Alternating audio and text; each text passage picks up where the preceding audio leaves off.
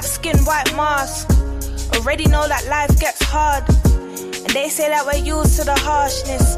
If it wasn't for the pain, I'd laugh. Truth is we knew about light before dark. Turned music to art and taught everyone to dance. And still no chance. Freedom must be too much to ask.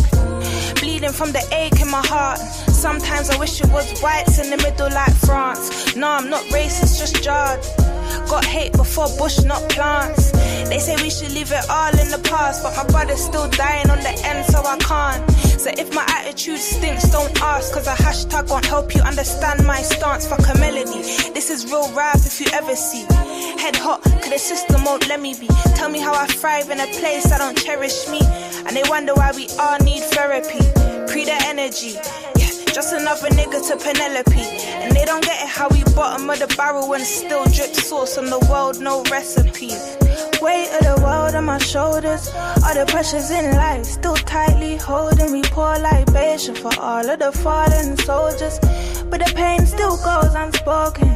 They want us to stay broken, never gonna fold, fuck folding. I see my people lost hope, shit, don't you know we all been chosen.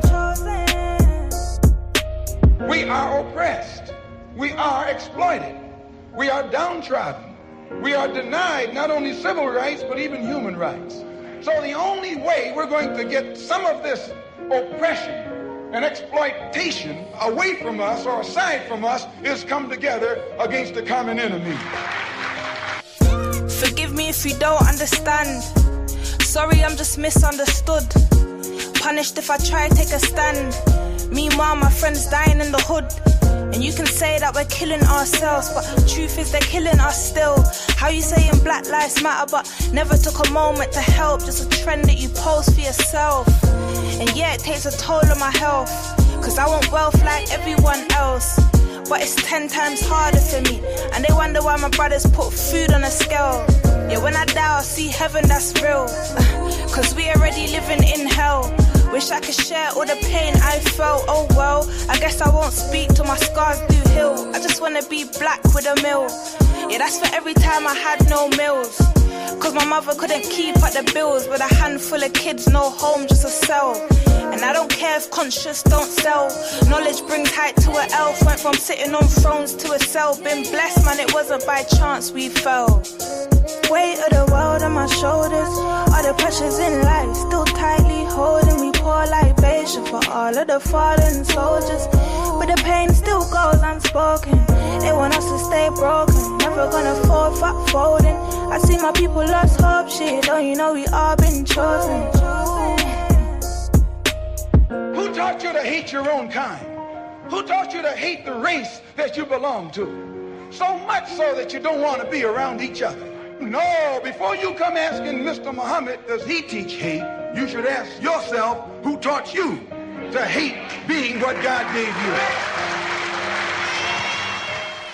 Yeah, this is real life. Kaa kimya skia. Real talk. We're coming from the ghetto. Kinondoni, Dar es Salaam, Tanzania mpaka UK. The world finest. Yeah, pambana kijana. Life is too hard, life is too short. Shaa kwa nangu cha ghetto. Usikate tamaa. Jua kwamba ipo siku tutatoboa. Tutatoka. Gang for life.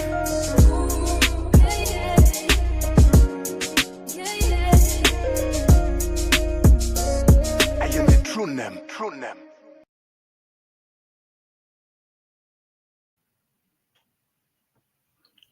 Blessed love, people. Blessed love, blessed love. His time is up, family. Blessed love. Welcome, guys. Welcome once again on this Friday. Guys, bless up, love. Oh, let me just do my salutations before I even go into today. Lord have mercy. I hope you guys are all well. I don't see any mods. Everyone's a bit late tonight. Do you know what? I have been an absolute 6 and 7s. I hope you lot haven't been. It's a very old-fashioned term, that is. But I've been an absolute 6 and 7s today. My goodness. It's just been all over the place. And everyone I speak to is a bit like, or a little bit kind of out of sorts, you know?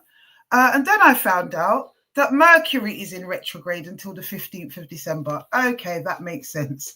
But I've definitely been at sixes and sevens. I'm away at the moment with work, and it's all over the place. So, guys, I had a whole thing planned for today, but you know what? I want to do this properly. I've got so many receipts for what I'm about to say tonight in regard to what this baby father, which I've never revealed those receipts before. Never. And, you know, I reserve the right to talk about my perpetrator every so often for those that want to, criticize or whatever. But we are going to go on a little bit down memory lane because I thought to myself, do you know what? I can either cancel the live or I can do it in two sections because tonight I'm pressed, very, very pressed for time. I've got lots of things going on tomorrow. I've got to be up really early and I don't have the time to spend on it tonight the way I want to. I've got one or two little bits that I can show you guys that will bring you up to speed actually. And then maybe we'll just do the rest next week, you know? That's what it is. Oh, the iconic hairstyle is back, by the way. Somebody once said, you know, that's not a hairstyle, Afua, that's a statement. And it was said in a nasty way by one of the trolls, actually, but I took it as a compliment if it was a statement. But yeah, I've brought it back. I had enough of the plaiting it every night and the natural hair stuff. It's just a lot, isn't it, in these days and times. Guys, I need to see where my moderators are at, although I don't expect trouble tonight. Yeah, do we? Oh, right, I know what's going on, actually. I know what's going on. Yeah, I forgot. But guys, I'm all over the place. What I'm going to do, I'm going to bring you guys up to speed with what has been going on since what this baby father caught on camera. Put up a one if you remember what this baby father caught on camera, because not everybody here will remember. Not sure what's happening. Yeah, I do know. Jesus, this menopause brain is seriously kicking it in. Ah, yes, it is that. It is that. It is at least that. Sorry, guys. All over the place. I had the live lined up about 2 days ago. I've uploaded what I needed to load up to that point. I thought that I could catch it up this afternoon, my people. But unfortunately, I just didn't find the time to be able to do it until this evening. And then it's just too much stuff to go through. So that is what's going on. You guys remember it anyway. At least some people remember it in the room. And there's some laughy faces because it still sweet me, to be honest. So we're going to just go over that a little bit. I'm going to tell you what happened next because I wasn't able to talk about it actually from that point onwards. So it wasn't really spoken about. I skirted around the issue. I spoke about him a little bit in context of certain things. But tonight I'm going to talk about exactly what happened next in the park picnic. It was actually down by the river in Kingston. Is where it was. But yeah, let me show that. It's probably going to be a really short live because what I had planned out is not going to happen till next week. It's a lot of stuff to trawl through. I might be able to show a couple of emails actually that might be able to suffice, but I've got a whole bundle which I did bring to the court case. So there wasn't, we can call it a court case. Do we call it a court case? What happened is that on the back of, let's revisit it because I do have it somewhere deep in my archives from 2 years ago. I have that actual recording because it was taken down from YouTube at one point because that was the order at the time. Let me see if I can find it. What's that? No, don't want that. Do you know what I love about you guys, His Time Is Up family, is the fact that you always bear with me. The picture quality is crap. The audio goes. I'm all over the place trying to find things. I ain't no content creator, blogger person. And you guys bear with it week after week after week. But I'm about to reward you visually in 2025. I've got all sorts planned in terms of visuals and making sure things are sharp and clean. And I do think it is about time, though, really. My God, it's got to stop. So the technophobic side of me is actually really learning and growing in terms of what I can present. And I'm kind of getting into it. It might be like gardening in your retirement. I'm going to just study the whole video vibe and what I'm supposed to be doing from not doing and stop being an auntie, as my children always tell me that I am. Right, let me cue this up. I actually need an assistant. So if there's anybody out there that wants to volunteer in terms of being able to handle my my social media and all of that good stuff. Preferably a young person who's got their finger on the buzz, that type of thing, you know. I would be really, really appreciative. But I am going to put an ad out quite soon, and it will be through this platform. It will be through the Instagram, through the gram. Hurricane Toya, blessed love, my sister. I feel naked without you guys. No problem, my sister. I remember.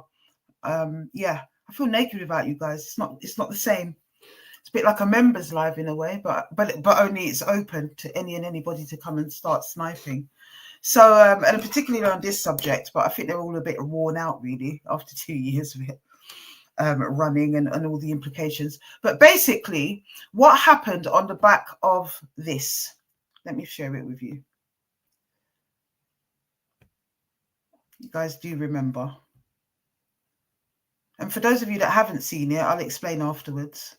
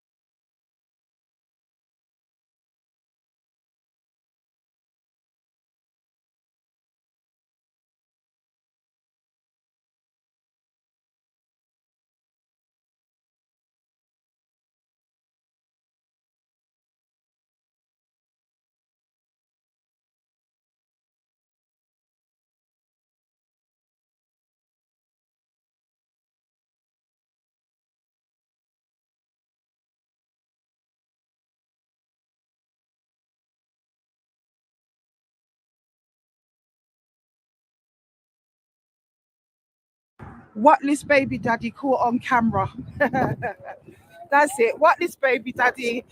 You want to come and meet woman, but you don't know how to be with your child. You absolute waste man. That's what you are. A waste man. Right off telling people that I've stopped you seeing your child and you haven't. You piece of shit. That's it. Go off, you prick.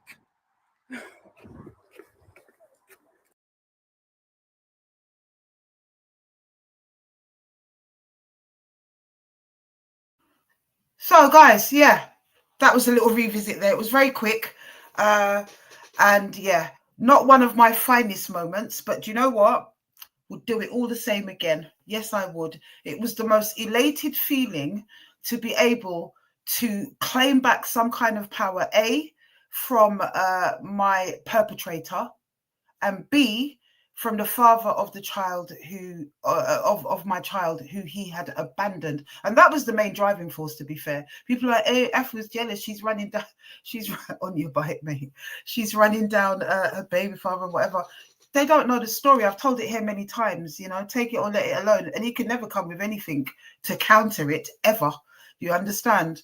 But the bottom line is that on the back of that, now this man had terrorized me, and that's why I was going to show my receipts, the same receipts that I bought in the court bundle to the court. Because don't think that Dookie, as the young people say, I heard the kids with it earlier on, I thought it was quite cool. Don't think that Dookie didn't try to take out a non-molestation order on me.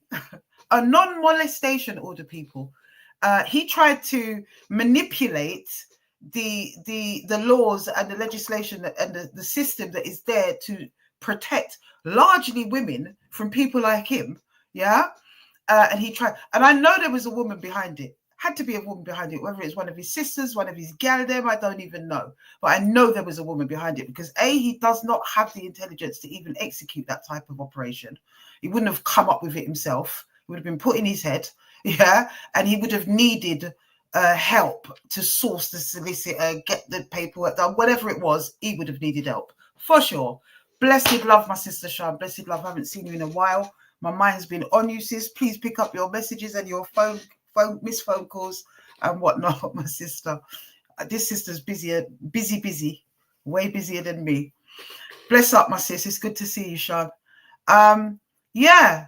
So after how many years of being terrorized by this individual, he decides that his reaction to that would be to take out a non-molestation order. All right, fair enough. Do you know what I mean? You're pissed off. You are shamed to the bone with all of it. And you got a lot of flack from your peers in South London because of it. You understand? So for me, have that. Try for the non-molestation order. It doesn't really make a never mind to me whether you do or you don't, because you and I both know that after how many years of ignoring you and your shenanigans, after I'd cut him off, gone to Tanzania, whatever, you know, we broke up just before that. He doesn't want to own it. I don't know what he's on. In fact, it was a very slow death prior to that, because it was quite a complicated, toxic, and in places loveless relationship, to be fair. So in any event, scratch all of that. We've been through that before. What happened was he tried to take out a non-molestation order. So when I first had to answer it, I went straight to the court. I think I had a couple people with me. Yes, I did. I had His Time Is Up family with me when I first went to the court. We had that hearing, and that was, you know how it is. I don't know if you know how it is, but I do through work, how it is with non-molestation orders. You get the hearing. If it's contested, it has to be adjourned. Of course it does. But because what I came with was, hello, what you have here, Mr. Judge, this was in Kingston, near where he lives, Kingston Crown Court. What you have here is a perpetrator trying to manipulate the system, trying to obtain a non-molestation order through deception. Okay. I did put up a fake profile on my WhatsApp, and I pretended to be someone else so that I could honey trap him down to the river near where he lives at Kingston, the River Thames, which is somewhere we used to go. I left so many clues to this man. It was kind of twisted, really. Yeah. So I kept putting in these little clues where if it was me, I would have guessed that was you. But I already know he's not very clever. So it was really easy to manipulate him for that reason. I knew what he liked. I knew what he liked hearing about himself. You know, I had to boost his ego, all of that good stuff. And I had him. So that went on for a while. Why did it go on for 8 months, this WhatsApp thing? Because A, I didn't always have time for it. B, I didn't really know why I was doing it at first. It was just to kind of get through to him and then perhaps get to cuss him off, because he blocked me. I blocked him. Don't remember which way around, in my argument about his child, right? So I wanted to get through to him so that maybe I could get to cuss him off. But then I came up with this idea that I would bait him. But I didn't know what I was going to really bait him to do at that point. You know, when things kind of evolve, you have an idea, but things evolve organically.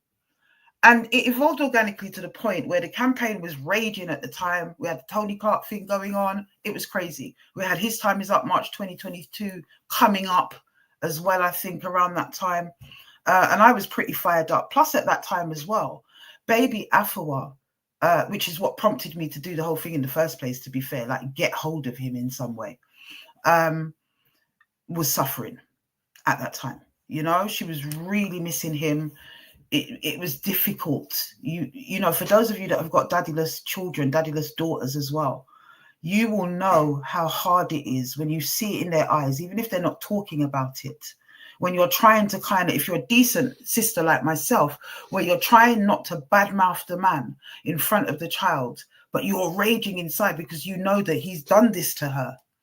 You know, to abandon a child is one of the most serious sins that I can think of, apart from noncing a youth, you know, abandoning your child to make them have to grieve for you. It's better actually, if you never know the child at all, just piss off. That's better for the child. But you see, when they've had that and they've known that father 10 years solid of her life, and she wakes up one morning to a blocked WhatsApp and nothing else since 4 years. But I'll tell you a little bit about the rest of that in a minute. Yeah, that actually shows you the type of character, the inner, the soul. Now, they can rationalize their crap however they want, but all of us real parents, mums and dads, you know, because My current partner is an excellent father. Let me tell you that. Yeah. A grown man with grown children and still in their corner, just like my other baby fathers. So there is no excuse. And even when I always give the example of my own son, who's got an absolute nut job bunny boiler of a baby mother, who's absolutely dangerous, extremely dangerous girl. You know, she'll attack him at will. What did he do? He just took them off her, took the kids off her. Even if he couldn't have got those children off her, he would have been battling to make sure he can see his child, regardless of whatever issue you have with this baby mother of yours. So these are the way that these types of absolute waste people that are messing up our community with their activities or non-activity, as the case may be, these are the ways that they are rationalizing it to themselves and able to sleep at night. It's unbelievable. There's certain grade of man which I got to realize after sort of telling my brethren what was going on, and you know, some people that knew him in absolute disgust, men, and saying to me, you know, there's some guys like that. If they can't be with you, they're not with that child. And so I indict him with that. And I indict him with that because every time when I used to break up with him in arguments and whatever, the first thing he's doing is telling me to go and move me and my picnic. And I'd heard him do it with his the child before my one. So this is the type of person he was. Did I choose to be his child's mother? Absolutely bloody not. Did my sterilized tubes untie with him? Absolutely yes. So here we are trapped. And as I've said before, I felt like the guy who'd had a little one slap off of the local bike, and she put a hole in the condom because the guy was good looking and she wanted a pretty baby. And now he's trapped with something absolutely horrendous. I felt like that because I certainly did not want to have a child for this guy that I could not see where he was an excellent father. He touched base with some of the older ones. He's there and there. He couldn't do nothing for his children, not one thing. He could hardly do anything for himself. You know, that type of guy. But you know, you can have a jolly with me. You can rave. I can come and check you. You'll check me. We'll hang out. For his older ones, but the subsequent ones after the first three, don't know what that's all about. Anyhow, little bit of the backstory. So he tried to take the non-molestation order, and I said to the judge, he's trying to get it by deception. This man is my perpetrator. And what I did was, I did what the courts will never be able to do. I vindicated my daughter and I vindicated myself. That's what I did. What a lot of people don't realize, actually, guys, is that I had full conversations with all of my children, including his child, baby Afua, before I put that video out. So when people are going, oh my God, our child will see it. She's never seen the video. And yes, one day she will. But my child is an excellent communicator. At what would that have been? She's 14 now. She'd have been 12. She was in secondary school. She's on the debate team. If there's any of my children that is like me in terms of being able to orate, it is that child. Let me tell her that. Yeah, she has a level of understanding with things that is far surpasses her age. You know, she's still a child, and I had an appropriate conversation with her. I am honest with my children.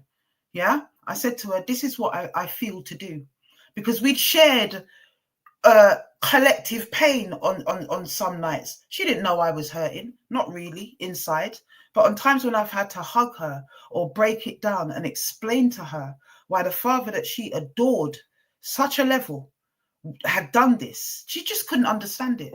You know, this had happened, we were 2 years in by this point.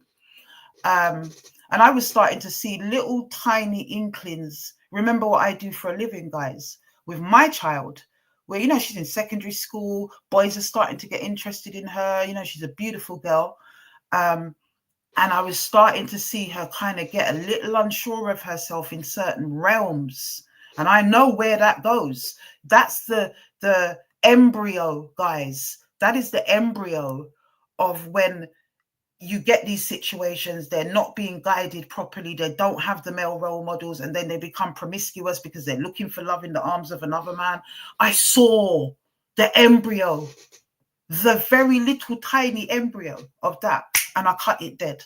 You know, we went in as a family and reassured her and did all the things that we needed to do to let her know what is happening to her psychologically, emotionally, in this experience of being abandoned by your father. She's a very lucky girl. my daddyless daughter. Very lucky girl. Number one, what her mum does for a living. Number two, the support she has from her older siblings and her extended family, you know, and the male role models with the male friends that I have. There's one in particular, you know who you are, in Sheffield. Yeah?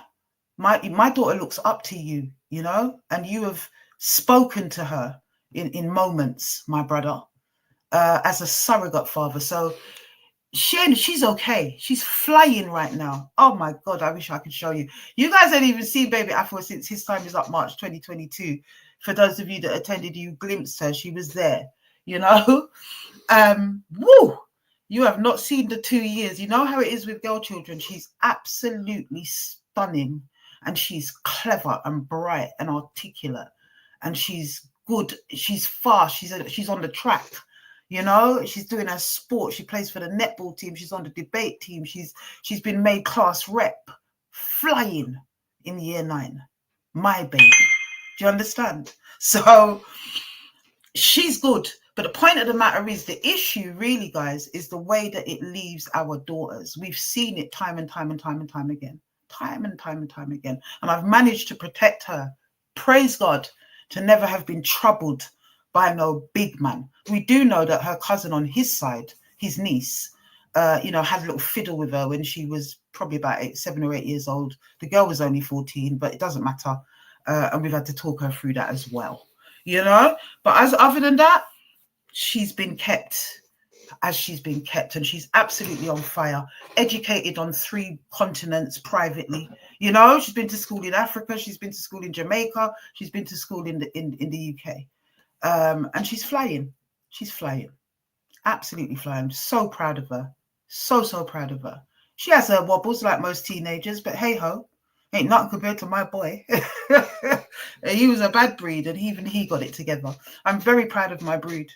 1 boy, 3 girls. Same with the grandchildren. 1 boy, 3 girls. Proud of all of them. They're all amazing, amazing people. Formidable, especially the older one, you know, the older ones. So yeah. So let's have a look at his statement, people. Let's have a look at the statement that he put into the court. They said, man, bright. I couldn't even believe it. The judge heard me though, because I came to court with a bundle of text messages, WhatsApp messages, historic messages between him and I, that went back to, I think, as far as 2012, which is 2 years after my daughter was born. And that was only because of technology. I'd lost the old, you know, those old brick phones that I came out of jail with in 2010 when I had her and whatnot. And I didn't have that evidence. Otherwise, I'd have gone right back to when it all started, you know. I mean, I met him in 2006, but at that time, I was just bouncing, doing my thing. He's doing his thing. You know, one of those. I'd never really had anything outside of my 2 baby fathers at that time. Nothing significant anyway. And there's only one other, to be fair, in between him and Viv. So, and he was a nightmare. Oh my God, a Cancerian like me, 2nd of July, wasn't working at all. So he was gone within like 8 or 9 months. So then there was nothing. And then there was him. So we were just fooling around, having a great time. I wasn't looking to commit to anything too heavy. I don't think he was either at that stage, although there was some history because we'd met previously in a little kind of flirtations levels years before, and then he'd been shifted off to jail and got an 18, and I didn't really see him again. But it wasn't somebody I knew well, you know. It was a dalliance that we sort of met each other, had a dalliance, and that was it. And in any event, we get it together in 2006. I go to jail, remember, in 2008. So those 2 years were turbulent. The first kind of 3 to 6 months was kind of cool. And then the cracks started showing. Now, I immediately went into my very, very Judah stroke Cancerian stroke who I am stroke what I do mode around him. He was very needy. He didn't have a stable job. I think he worked in Matalan. He'd not long come out of prison, a couple of years before. Wanted to get into the drugs field. I knew all about that. I'd done that, been there, done that. It was how I started in my field. And it was, you know, I was able to help him with certain applications and CVs and all that stuff. And plus he's highly dyslexic, severely dyslexic. So it was cool. You know, for me, when I look back, I was caseworking. with this guy, with everything else thrown in that lovers do, right? But he was fun to be around. You know, he was a funny guy. He was fun to be around. I was very much physically attracted to him, and that was cool, and it was very much mutual. Was I just getting my leg over? It was a bit more than that, but I was having a good time. The cracks started showing. But then I'm in now protective mode, right? Trying to get this brother together. Because I would do that for a brethren. I would do that for anyone if I felt they needed that. So the fact that I was in the confines of this thing mattered not to me.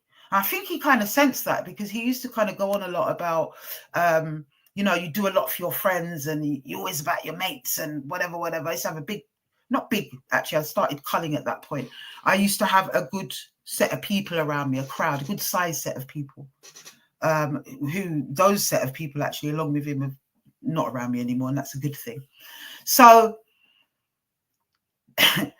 I was incensed when if you know what I've been through, and one day I need to do like 4 lives back to back to really take you through it, and I've got every receipt you can think of. But I'm going to try and do it next week as a whole live and show you these receipts of my domestic violence perpetrator, because that's what he became. Yeah.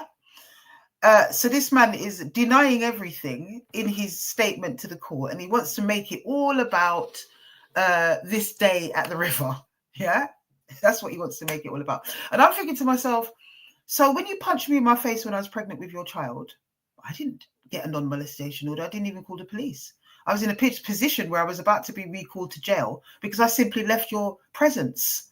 And I could have called the police. I could have got you nicked. I could have actually done what I would have preferred to do, which is jungle justice, because my people, them to this day, want a piece of you over that. And I'm the one who holds back the floodgates because it's still her father, regardless.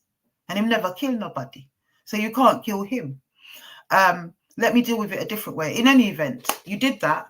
You also did a whole heap of different things across the years. You know, you weren't beating me. No, you only got one chance at that when I was heavy with child. After that, what it became was Gaza, when you tried to raise your hand to me, when you threatened to raise your hand to me. That's what it became, people. Yeah, because I know he's watching tonight. Absolutely he is. Yeah, when you tried to do that, you'll have walk up and dog and tell lie in Brixton about how it did go and how it didn't go. The same lies that you told in this witness statement, which I'm about to reveal. So everyone will see the lies. And they'll see it further next week when I back up what my statement was to the court, which I am going to show. I did manage to upload that much, guys. It's just the rest of the bundle, the screenshots and whatever. I've got about 4 different devices. I don't know which is on what, and I didn't take all of them. So let me show you what his statement was, and then we'll follow the story from there. Where is it gone? Actually, I've got a couple of screenshots of it first, and then I'm going to share my screen with it, actually. Yeah, that's what I'm going to do. Hold on, guys. Unreal. They love tell lie. This is no different from me exposing a domestic violence perpetrator for somebody else, but only this one's mine. Do you understand? I've never, ever in my entire life, let me tell you lot something before I share this, yeah?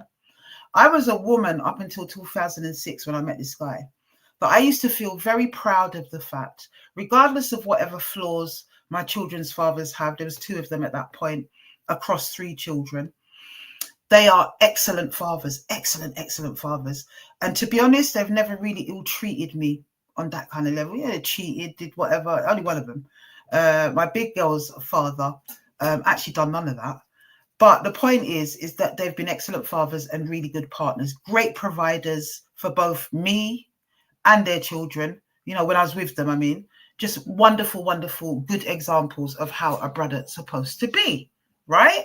In terms of taking care of his business. I'm not saying there are no flaws, you know, because we've heard about Mr. Viv, haven't we? During the relationship, though, that man never ill-treated me, not once. Apart from cheating, he never, ever ill-treated me. He didn't.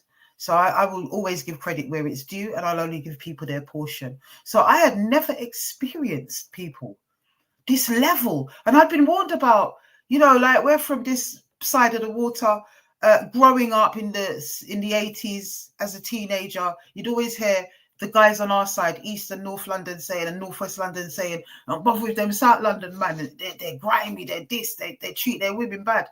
And then I back up on this Brixton guy. The stereotype begins to play out, you know, and I'm thinking, how are you speaking to me like that? I'm just not used to, you know. I was like that, like, how can you even talk to your so-called woman like this? So I've spent my time trying to pattern this guy on how to behave. Even when we went out to eat and stuff, and oh God, it was rough at the edges. You know, when them said they're not come off on a table, that's how it was. And my mum, not so much my dad, but my mum was a hell of a stushers. My mum was a real stushers. So I grow a certain kind of way, you know, with certain etiquettes, and we nyam around the table as a family. Mummy and daddy did it, and it's all Windrush stuff. This is how I grew. I don't know the rest of it. And a lot of when I started to call out Brixton and Vincent Rat and the people that were coming forward and the stories and the locations were places in the States that he grew up in. And I just thought, wow, so much makes sense as to how you were, you know? Long story, people. It's going to come out in the book quite soon. But let's have a look at his statement. I'm trying to find his screenshot. I did have a screenshot here. Here we go. So first of all, what does he say in the beginning? Oh, no, that's my one. Here we go. Right, yeah. Let's have a look at his application to the court along with his statement. Man, lie. Hold on, guys. Right, here we go.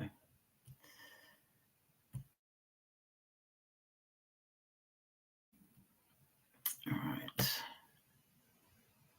So, yeah, here you can see that he's saying he makes this statement to support his application for a non-molestation order. You can see it's to me. There he is. It's all there in case he tried to lie. This is in response, actually. I think this is his second statement. The first statement is just a pack of lies. But it all comes out in my statement, so it doesn't matter, the one I'm about to read you. But he's saying he denies what I'm accusing him of. I do not believe that supporting your partner when you are in a relationship. Oh God, I can't even see this. You guys can see that anyway. That's the first statement. Read that for yourself. I'll leave it up for a bit.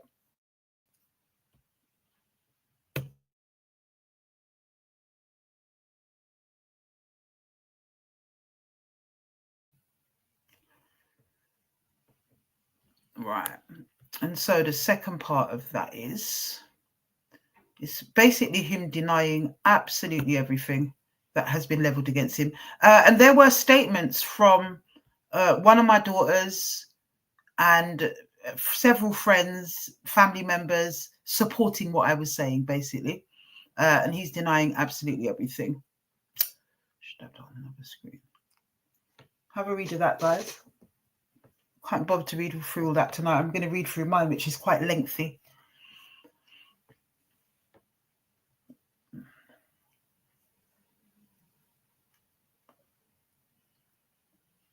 See if I can read it. It's very small on my screen. I don't know why. I should have blown it up, actually. So you can see then, yeah, he did. Oh, gosh. He's denying it. Doesn't admit to absolutely anything. He denies even being an abuser of mine, even though I have pics, which were included in my bundle. You know? Unbelievable. Historic pics at that.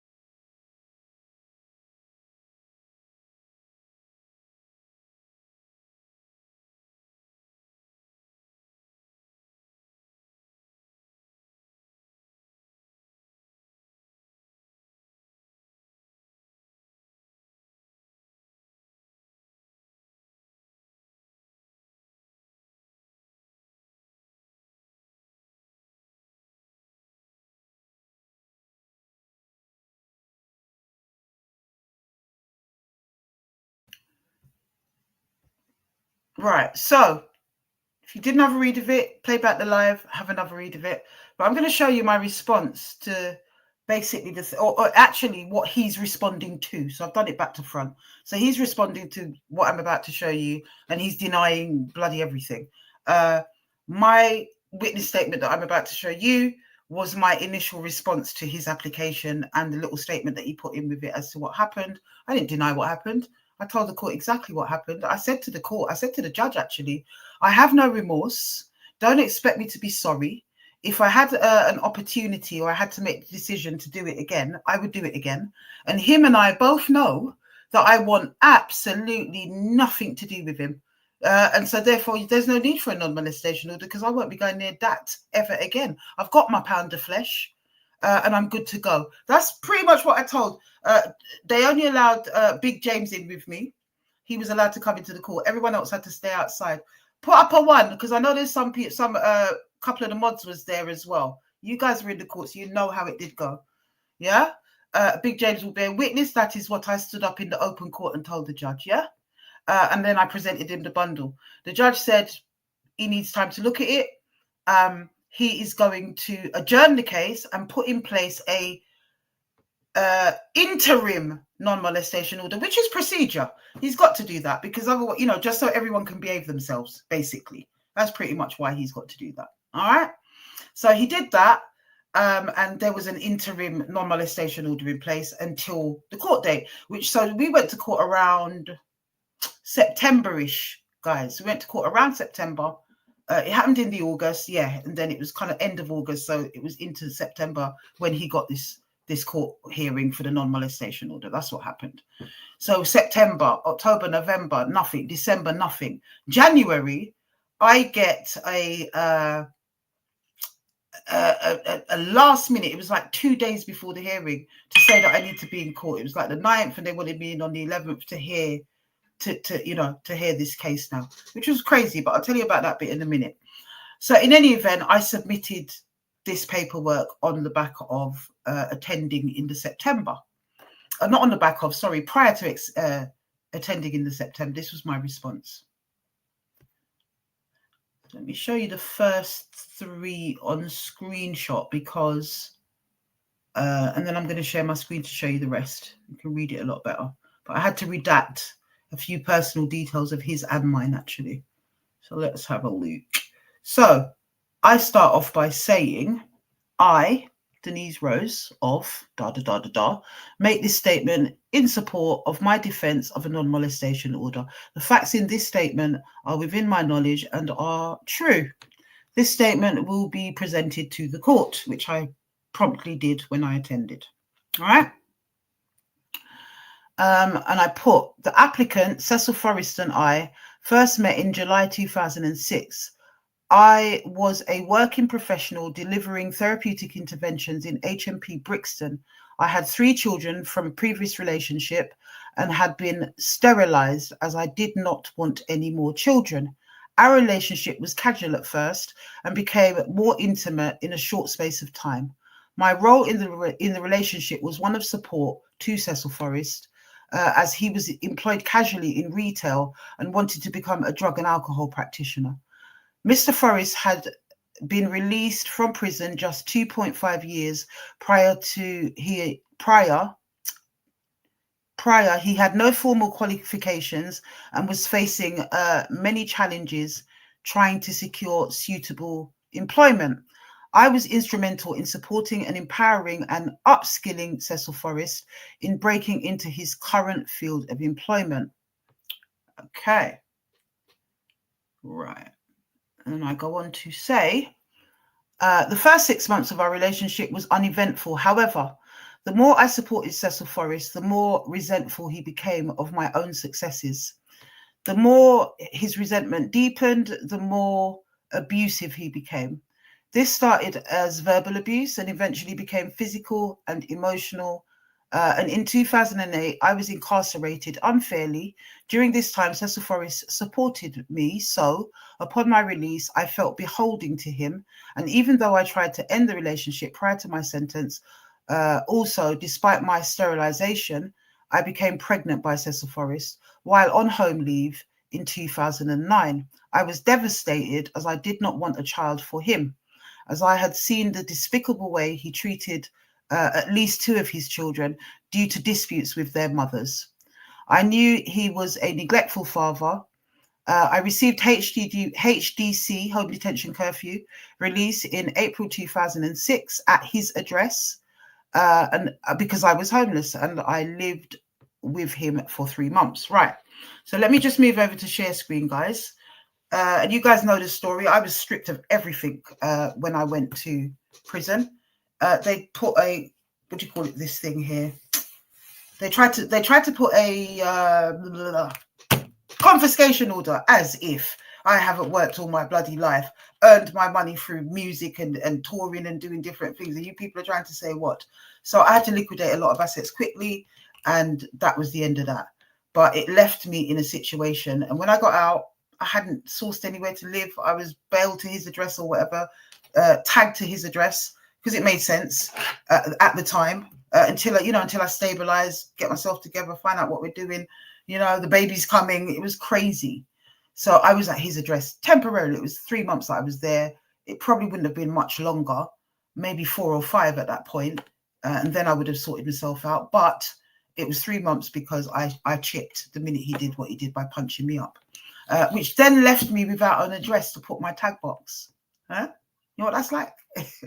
It left me without an address to put my tag box. So the wicked, nasty witch at East Sutton Park called Penny Bartlett. Anyone on the live who's ever been there and knows her, put up a 1. She was a racist, nasty piece of work, and she could never have me. I always outsmarted her with things that she tried to prevent some of the black women doing, and I always just found a way and outsmarted her, held the top positions, in that jail. And she didn't like me. And I was pregnant while in the jail, and that's kind of like a bit of a no-no when you're in open. They don't really send you out to get yourself in situations. So I was hiding it while I was in the jail. And everyone was going, you're putting on weight, man. You're eating good food.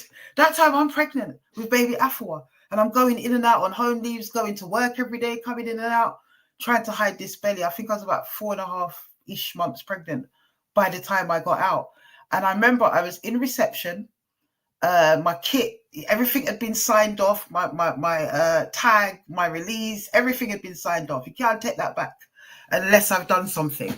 And I was getting my property, which I hadn't seen in like 21 months, out of this reception area. I was about to leave. I knew that Cecil Forrest, was waiting outside with his nephew, and I was about to be free. And she came swanning into the reception area while I was packing up, and she was going, oh yeah, make sure, the usual chat that governors give the girls when they're being released or whatever, prisoners when they're being released. And I looked at her and I said to her, you don't need to tell me that, because my OASIS score was 3. Anyone who's been jailed knows what I'm talking about. It was the lowest they've ever had, because I didn't pose any risk to anybody, and I didn't have a risk before I came in because it was my first offence and I was a professional person. So people like me have very low OASIS scores at that time. And I said to her, you don't need to tell me none of that, so you can save it, type of thing. And then she looked at me up and down. She needed to find something. And she went, Miss Rose, are you pregnant? And I went, yeah, I am actually. And she went, ooh. I said to her, you don't need to say that either. I have 3 children. I broke it down for her. She had to shut her mouth. And off I went. So let's have a look at the next part of what I was reading before I ruffle on. It needs to be bigger. I know. You're going to see it bigger in a minute. That part was a little bit insignificant. It's a bit of a preamble anyway. I'm going to get into the meat and potatoes now. Let's have a look. Let's share the screen.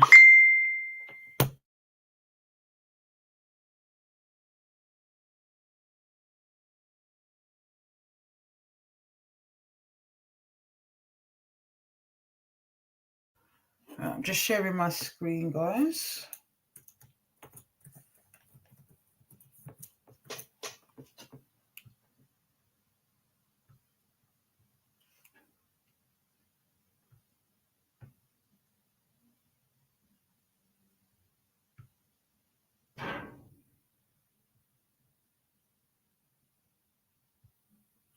Right.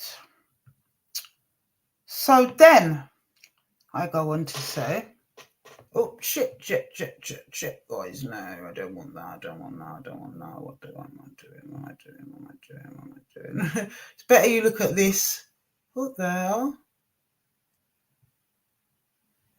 No, we don't want that. Hold on, guys. Don't ask me what happened there. I think I hit the wrong button.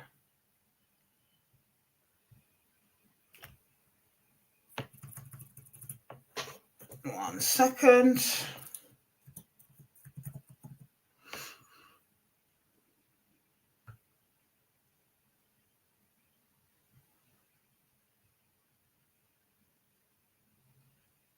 Right. Let's get back in business, shall we?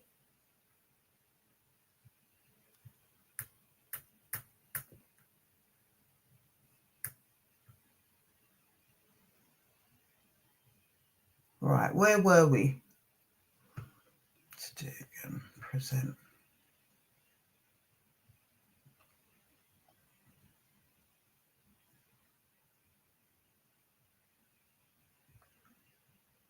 Right. We are back in business. All right. So I go on to say, within 2 weeks of my arrival at his address, along with my then 10-year-old daughter, so remember I've come out, we just saw, let me just put it back up for you guys, just so we can pick up where we left off actually. Right.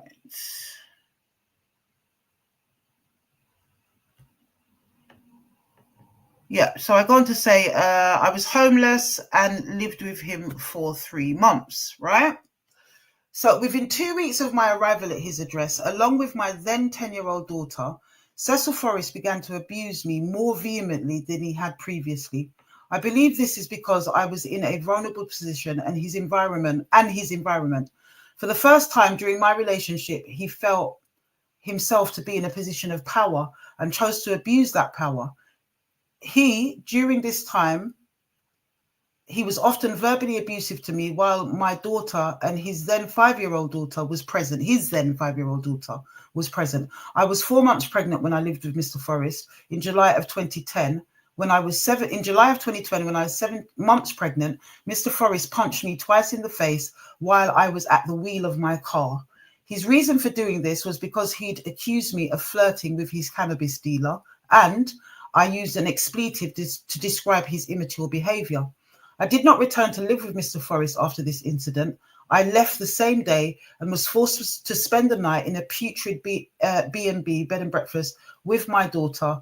This incident was well documented at the time by my probation officer and the open prison where I was released from. I did not report the incident to the police because Mr. Forrest and his family have strong gang criminal affiliations in Brixton, and I was too intimidated to involve them. I refused to see Mr. Forrest again until 2 weeks before the birth of our daughter in October 2010. This was after his mother had intervened and begged me to forgive him, promising me that she would make sure he never hit me again. Mr. Forrest himself was extremely repentant. His mother never made good on her promise and often condoned his abusive behavior towards me going forward. I acquiesced to both Mr. Forrest and his mother's pleas because I had no family support. Mr. Forrest has never supported his daughter financially, and I knew that I would have to rely on him and his family for childcare while I worked 60 hours a week to support my daughter. I also felt my daughter deserved to know her father. Over the next 10 years, I endured serious and sustained verbal, emotional, and physical abuse from Mr. Forrest, who would often threaten to abandon my daughter on the many occasions I threatened to leave him. He knew this would distress my daughter and cause me to not be able to work. I have extensive evidence to support this. Mr. Forrest's MO at this time was to weaponize our daughter against me in a bid to control me and force me to stay in a relationship with him. In September 2020, I finally emancipated myself. I accepted a job teaching in Tanzania and took my daughter with me, where she attended a top English international school. Mr. Forrest was incensed and, according to his previous threats, abandoned our daughter by blocking her on WhatsApp after a failed attempt at a long-distance WhatsApp relationship with her and the realization that I would not be returning to the relationship. The impact of his behavior on my daughter has been colossal. I'm not ashamed to say it has enraged me that Cecil Forrest should abuse me in the way he has, and then be allowed to emotionally damage my daughter in the selfish and brutal way that he has. I tried to reason with Mr. Forrest many times from Tanzania, and upon my return to the UK, in a bid to get him to care about the impact his behaviour was having on our daughter, but he called my pleas for contact. But he called my pleas and my pleas for contact and structure around our daughter as telling him what to do. After watching my daughter descend from being a bright and engaging child to withdrawn and unsure of herself, pining for her father and losing focus in school, and not being allowed to see her beloved grandmother because of Mr. Forrest's lies to his family, that I've stopped him seeing our daughter. Rightly or wrongly, I felt driven to take drastic measures in a bid to shame Mr. Forrest into acknowledging his daughter's pain. I have previously been to the police about Mr. Forrest's abuse, initiated pre-court mediation in an attempt to formalize his contact with our daughter, but all my efforts have either been ignored by the police or have fallen by the wayside as Mr. Forrest moves with impunity. In January 2022, I contacted Mr. Forrest posing as a fictitious character, after which he started an online relationship with my avatar. I was incensed that he started to send me romantic and inspirational messages every morning, but yet had blocked our daughter and was not willing to make time to afford her the same attention. I'm usually a rational and measured person. I believe my actions were driven by having not healed from the years of abuse I suffered at Mr. Forrest's hands, and a motherly instinct to not allow him to damage my child any further. She had already struggled with witnessing him abuse me in the past. In August 2022, I decided to expose Mr. Forrest's lies by inviting him to a picnic and filmed his reaction once he realized he was meeting me. I run a popular campaign on social media where I support survivors of abuse to tell their stories and bring their perpetrators to justice. I felt it was incumbent to tell my own story, which is why I documented the meeting between Mr. Forrest and I on my channel. I did shout expletives at Mr. Forrest at the time, but at no point did I threaten him. He also alleges that my security threatened and verbally abused him. Tell lie on Big James, the calmest man I know, and verbally abused him. This is clearly not evident in the footage available on my YouTube channel. I brought close protection security with me because I'm acutely aware of Mr. Forrest's propensity to harm me. There were also 2 members of my admin team present who attended for moral support and did not speak to Mr. Forrest at all. Mr. Forrest's account of the incident in August, as well as his preposterous claims that I am his abuser rather than him being mine, is sheer fantasy and fabrication. Mr. Forrest is attempting to obtain a non-molestation order by deception. He's fully aware that I want nothing more to do with him, and I no longer wish to have contact with him, to have contact with our daughter, due to his lack of consistency and his inability to acknowledge the impact of his abandonment on our child. Mr. Forrest knows that when I left the relationship in 2020, the minimal correspondence I had with him was to inquire as to his plans for our daughter. When he verbally abused me on a call and blocked me just for asking, I had no further correspondence with him until 2022. Since the incident in August 2022, I have not attempted to contact Mr. Forrest as I have no desire to do so. Between that time and when I was served with the application is a period of 4 weeks. I did not contact Mr. Forrest during that time and will not be contacting Mr. Forrest moving forward. Mr. Forrest exposed me to years of abuse, and I'm disgusted by his attempt to flip the script, something Mr. Forrest has gotten away with on the occasions I attempted to seek the help of the authorities. Yeah, that is true, actually. I did call police for him once. In fact, my neighbour did, and then I spoke to them and told them. I'm disgusted by his attempts, Mr. Forrest's application and allegations are nothing more than revenge for him feeling humiliated by his exposure on my channel. Frankly, I'm sickened by the audacity of my abuser, which has empowered me to do what I should have done years ago, and that is to report his assault on me while I carried his child. And all the other occasions I was subject to his abuse. Mr. Forrest is a big, strong individual who he's at least 6 foot, him. Mr. Forrest is a big, strong individual who has assaulted me on numerous occasions. He does not suffer from depression. This is merely a cover persona, which he uses to claim PIP. Mr. Forrest has a 4-page DBS, which includes numerous convictions that involve violence. Mr. Forrest is not afraid or in need of protection from me. I have been threatened and intimidated by him and members of his family. That's true. I have chosen to reclaim my power after years of bullying, albeit that I chose to do that in a controversial and creative way.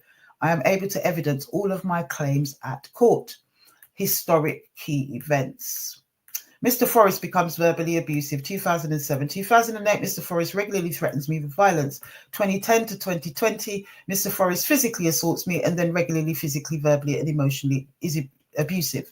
2013, Mr. Forrest manipulates his family to present with my daughter at Brixton Police Station to assist him in making false allegations that I had abandoned my daughter because I demanded during his contact time with my daughter that he should lead in returning her to my care because I had travelled across London to allow him access to his daughter, and I felt it was unfair for me to shoulder all of the expense of the travel, petrol. Didn't want to pay it. Didn't want to bring her back. What? 2016, Mr. Forrest makes false allegations to police about me stealing his vehicle after allowing me to have his car because he had been driving without a license, could not afford the insurance, and I needed it to work. He does this out of jealousy for me working and him being employed at the time. 2018, 2019, Mr. Forrest attempts to kidnap our daughter and makes false allegations again about me because I informed him I was staying a week more than scheduled during a working international trip where his care of my daughter during my absence was previously mutually agreed, which he later described as abandonment, lying to the police and social services. That really blew up in his face, that one. This list is not exhaustive. And I could go on and on and on and on and on. That isn't even the half of it, people. It really isn't. And I'm going to wrap it up at this point. I don't know if anyone... Honestly, you can't see it really. Oh, well, I've read some of it. Oh, God. Everything is on that 4-page DBS apart from rape and murder. Let's just say that. Yeah, everything. Apart from sexual offences and murder, everything is on that DBS. All kind of madness. False imprisonment, this, that, this. You know, it's gangster life, isn't it? They've got a lot on their DBSs, haven't they? Some heinous looking things. It looks really heinous on paper. But actually, a lot of the time when they explain what happened, you think, all right, the charge makes it sound worse. But yeah, I mean, look, he was seasoned. Let's call him that. So what he said to the court was that he's afraid of me. He's being intimidated. He's receiving all these calls from me, from other people. He can't come out of his house. What a load of nonsense. Him. Guys, that's part 1. Part 2 is next week. I'm going to make sure I get my stuff in order. I've got time with it next week. This week has just been crazy in terms of workload and work for study, work for work, and everything else. I'm going to go and have a great weekend, chilling out, and I'm going to be ready for it next week. So you're going to see a lot more. It does need to be a little bit bigger, Judge, I know. Men can be very, very wicked. But what makes me laugh, that's what I said, my neighbour actually called the police that night, actually. He was kicking off in here like he often does, and she often did. And she always used to knock the door, you know, make sure I was all right. He never got to put hands on me. What they used to hear was me and him fighting, because if he'd try, it used to be a bloodbath. And he used to end up worse off, actually, in those situations. But on this occasion, I think the... Angor, you remember the £10 for the baby them nappy, chewing Brock. I must give back the £10 after he gave me £10 for the baby's nappy. Raged on about it. He was that guy that always wanted a crowning when he bought something for his child, or because as I said before, I'm not saying he didn't buy her stuff. Whenever he had a little bit of money, he would go out and get her stuff, you know. Whenever he had her, especially if he had to take her somewhere and he wanted her to look a certain way, he would go and get her stuff. You know, maybe I'd only pack for them to run up and down in the park, and something had come up at his end. She needed nicer clothes and I wasn't around to come and bring it because we live very far apart. He'd go out and get her stuff, you know, like you're supposed to. Why do you need a crowning for that? For being a dad? You know, but I never put him down for it. I always used to go, oh, that's really lovely, and make sure, you know, make her look after the stuff that her dad gave her. And I was never that woman to stop him seeing his child, ever. In that statement was the first time I'd ever said it in all the years she'd been alive, because I don't actually believe in it or agree with it. But for how far he'd taken things, I definitely wouldn't want him back in her life. But to be honest, ultimately, it is not my decision, people. And I hate women that think it's okay to weaponize the child, which is what he was doing. My God, was this man a baby mother when it came on to weaponizing the child? You know, I'm talking in stereotypes. You guys know what I mean. He was a toxic baby mother. You know those ones? Just because the man is doing well, or, you know, they've got a new partner or whatever, and suddenly the woman's flowed into jealousy and he can't see his children anymore. We do have them. Not about just bashing men. There are sisters like that too. But guys, I'm going to show you it all next week. I do have to run. I've got a lot on, as I said. Let me put the link out. It is customary. I'm not expecting any takers unless they want to talk about domestic violence right now. Next week. And then the week after that, I believe, isn't that Christmas week? Jesus. Is it Christmas week in 2 weeks, guys? It must be, right? Let me just do my maths. That's Christmas week. I feel like we're going to wrap up with that. It will be a nice maybe ending to this year, the year before, which we've been kind of dealing with towards the end of this year, stuff that is going on in 2022 and 2023. Do you understand? So it'll be a nice wrap up. Then we're going to break for Christmas anyway, and we're going to be back with a whole new look and a whole new set of cases in 2025. That makes sense. It's all happening organically. Lovely. I think that's what's going to happen. So let me just put the link out, guys, because it's customary. And I will definitely be having myself together. I'm not going to do all these competing priorities in 2025. I would have cleared my table quite significantly of a lot of commitments in terms of work-wise and whatever going forward. So there's the link. In case you want to jump on, you've got, how long does it take to get onto the link? If you've got a slow computer like some of mine, probably take you about 10 minutes, 5 minutes, 3 minutes, in fact, 2. If anybody does want to jump on, it's there. But guys, yeah, man, it's not easy. As I said, he didn't get to put hands on me apart from when I got based up in my face, heavily pregnant. He would threaten it and I would finish it. That's what used to happen. He'd threaten it, I would finish it. And there were times when he tried to strong me up, you know, like not necessarily punch me up, but rips me up, and was never a good idea. It always ended really badly for him. And he's a big chap. But at the end of the day, I'm that woman that the adrenaline and the rage that will pump in my veins when a guy tries to do me like that. It ain't normal. It's not actually normal. Even for me, it's not normal. It really isn't. And I don't feel the same rage. You know, when I was younger, I used to get in fights with girls and stuff, as you do here and there. Wasn't the same rage. But you see, if it was ever a boy I'm fighting, and that was rare in our time to fight boys. No one's going to take the link. I'm just going to sit here and waffle. My people, yes, Angor. Him asking you to reimburse the £10. SK says men can be extremely wicked. So can women. But yeah, when man decide to be wicked, you know, in these circumstances, very nasty and wicked. I just could never get over how effeminate he was with his emotions. You know, you're getting the non-molestation order. You're the first to want to get police involved after you're supposed to be the gangster that never goes to police. But suddenly, police are involved, the courts are involved.